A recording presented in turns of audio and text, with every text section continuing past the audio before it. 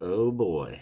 Goose and Tab is upon us. And I have one question though. I don't know if I took advantage of the Billy Free for All on Nugs.net. And I know you can buy the webcast for these Trey and Goose shows, but what about like the audio? Is it going to eventually end up on Nugs like a day later or whatever it is, I know there's plenty of Goose shows on there. But then the Trey and Fish stuff always ends up over on their app. And, So I'm definitely not jumping in and buying night one if I can just listen to the audio like a day later or whatever, along with my subscription. I just bought a Trey webcast, and I didn't really love the show. It was all right. It was that second night in Chicago. A lot of people were saying the first night was better.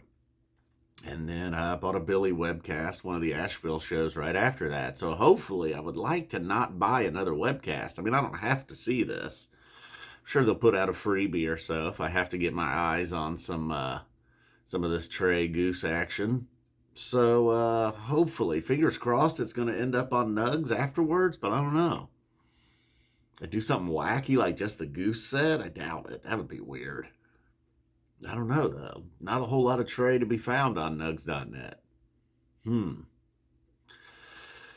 Well, so speaking of Nugs.net, and I mean, I'm only a minute and a half in here. I guess I could talk a little bit more. And what I did do is, like I said, I signed up for the Billy Free for All, got through all the Asheville shows. That's all. Asheville, down in Asheville, North Carolina. I don't know why I'm mocking anybody's accent. I wasn't mocking it. I just somehow slipped into it there. I don't know. It's weird. I don't know what happened there. I just turned into it. I don't even think that's what people from Asheville sound like. I don't think anybody from Asheville is from Asheville anymore, right? I mean, a couple people probably. They ever add any lanes to their highways? I know a couple times I've been to Asheville, dude. I'm like, you guys have outgrown these roads. You need to expand the roads, man. What's going on, Asheville? Come on. Take some of that tax dollars. Give me another lane. All right, now this is not what I planned on talking about. I planned on talking about the kitchen dwellers, really. And then I was like, oh, well, what about Tab and Goose? Because once I was done with Billy, that was kind of where I went. You got this whole wide world of Nugs.net live shows to listen to for a month. And I went straight for the somewhat new stuff, the 12th, the 13th, and the 14th of October. 2 shows in Carolina, one of them down there in Asheville, the other in Winston-Salem. I don't think that's more like Tennessee or something. I don't know what's going on there. Then they did do the one show in Atlanta on the 14th. I don't know if I had to pick a favorite. Maybe, I don't know. I liked all 3 of them really for different reasons. One, because Visions of Mohr and Ghost in the Bottle. Those are 2 songs that I've just been wearing out. The studio versions. And it's been a while since I really got into a band like this, I mean, I guess 3 years. 2019 sometime is when I discovered Billy, and then just jumped in head first, started listening to whatever I could find. And then The Living Dread, the shows I've listened to, that was one that jumped out at me. They do some cool covers. They also, they have a couple covers that don't quite hit the spot.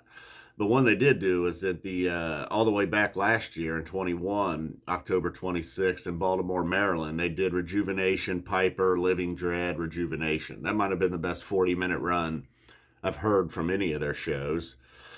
They've closed with Visions of Mohr a couple times, it looks like, as the shows I've pilfered through. One of the more recent ones I really like, the one in Winston-Salem. Ghost in a Bottle. They have this guitar player, Daniel Donato, seems to be playing with them quite a bit here recently. Then Seven Devils, Up on the Hill, Seven Devils. That was from the Atlanta show, so they mixed in some John Hartford. That's really good. I like the guy's vocals, too. I mean, I guess it could make or break it. Some people might just be like, man, I can't stand those vocals. I could understand that, I guess. He's got a style, that's for sure. But I like it. I think it goes along well with the music. And again, it's like, I guess they're a bluegrass band. If you listen to some of their studio albums, there's a song called Mermaid I really like. But every now and then, maybe, but when they go bluegrass, it's not like full on, like, oh man, I feel like I'm in 1952 again or something. It has a very current bluegrass sound to it. I haven't dug deep enough to even get anybody's names. Mandolin player, though, and it doesn't seem like, I mean, I guess the front man is kind of the star of the band, really, but not necessarily. It's maybe kind of like a Fish thing where everybody else is so good, he doesn't necessarily stand out as if he's the star. Same thing with Billy Strings. It's like, yeah, obviously Billy's the show. He's the man here. I mean, it's named Billy Strings for a reason. But man, some shows, those other guys, they really kind of take it. Billy, and the same with these guys in Kitchen Dwellers, are plenty happy to share the attention, I'm sure. So I don't know, man. If you're going to take advantage of the free for all, if you're jumping around on Nugs, listening to some Tab and Goose, and you don't know what else to listen to, you're not quite ready for Spafford or Twiddle, then this is a good place to go, man. Especially if you're a Billy fan. Obviously, you probably already know about the Kitchen Dwellers. I had only really listened to their studio stuff, and then a cover here and there. Like, they do a really awesome Pigs.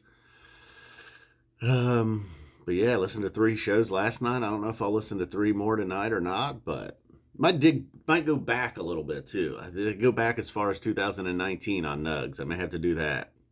So I don't know. Visions of Mohr. I don't know what's up with the spelling on Nugs.net of Visions of Mohr. Ghost in the Bottle. That one almost always is a guaranteed ringer. And then The Living Dread and Mermaid. Those are 2 songs that hearing them live, I'm like, oh yeah. I immediately came home, got back on YouTube, started watching some more live videos. They got a lot of stuff on their YouTube channel too. Check that out. All right. Well, I guess that does it. Winston-Salem, Asheville. I don't know. That's pretty much how I sound, right? I'm not even really changing my voice. The Cleveland Browns. Kim. All right, man. Talk to you later, Kim. See you later. F-Zap 20's out. Boom.